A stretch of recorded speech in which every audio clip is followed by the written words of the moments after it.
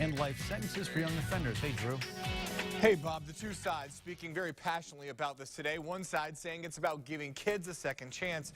The others say it's about keeping murderers off the streets. There was a time when I was told that I would never have a life. Sitting in front of the House Judiciary Committee, Xavier McElrath-Bey spoke about the abuse he endured as a child growing up in Chicago at the hands of many, including his stepfather. Oftentimes he would come in, we'd get underneath the covers and we'll hide.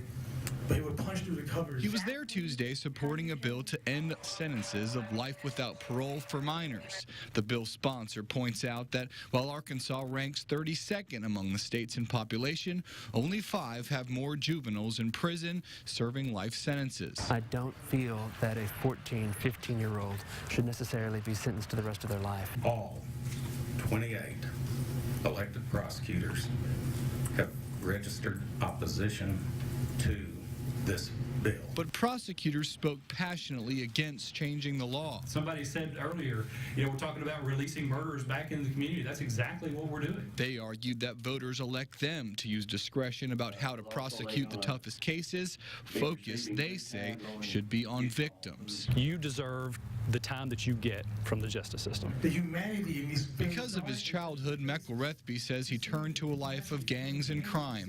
At 13, he was convicted of murder, but during more than a dozen years behind bars, he changed his life around and now works as a mentor in his old neighborhood. I just think that we need to focus upon the fact that these children need help.